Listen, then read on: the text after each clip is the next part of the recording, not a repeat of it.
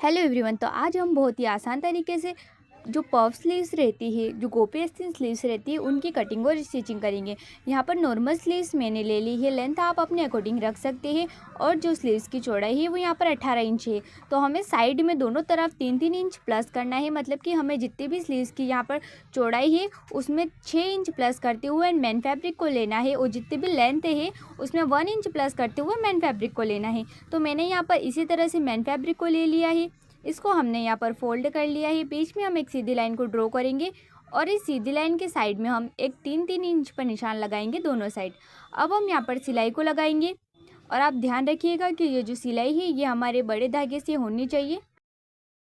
अब हम एक धागे को खींचेंगे और यहाँ पर इस प्रकार से चुन्नटें बनाएंगे।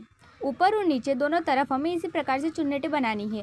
तो हम यहाँ पर पहले नीचे की तरफ बनाएंगे, और अब ये जो अस्तर का फैब्रिक है, इस अस्तर के फैब्रिक को मेन फैब्रिक के ऊपर रखकर स्टिच कर। अगर आप इस तरह से पफ स्लीव्स को बनाते हैं तो यहाँ पर स्लीव्स बनाना बहुत ही आसान हो जाता है। इस मेथड से मैं यहाँ पर शॉर्ट स्लीव्स को बना रही हूँ।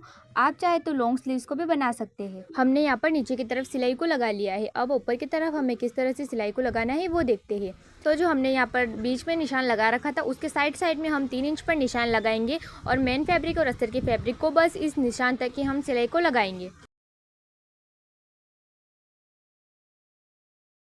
तो सिलाई हमारी लग चुकी है। अब हमें क्या करना है कि जो अस्तर का फैब्रिक है इससे 1/2 इंच ऊपर की तरफ हमें सिलाई को लगाना है, और यहाँ पर हमें जो धागा है उसको बढ़ा रखना है।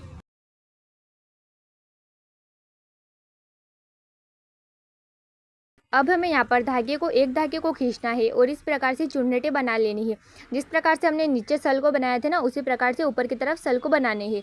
और ये जो अब एक्स्ट्रा फैब्रिक दिख रहा है इसको हमें कट कर लेना है। जहाँ पर हमने सिलाई को लगाया है उसके हाफ ऊपर हमें इसको कट कर लेना है। अब यहाँ पर देखिए, इसको इस तरह से अस्तर के ऊपर रखते हुए इन चुन्नटों को साथ में सेट करते हुए हमें सिलाई को लगा लेना है। इससे हमारी जो पफ स्लीव्स है वो भी अच्छे से बन जाती है, और हमें यहाँ पर एक्स्ट्रा फैब्रिक की भी ज़रूरत नहीं पड़ती है, और ना ही कोई ज़्यादा मेथड लगाने की ज़रूरत पड़ती है।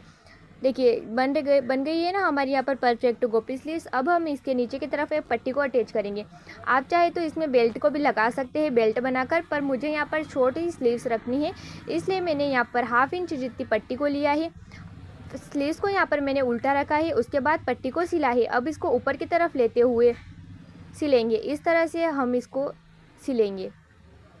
तो छोटी सी हमें इसमें पट्टी को बनाया है, ज़्यादा बड़ी पट्टी को नहीं बनाया है, हमने छोटी सी बनाया है।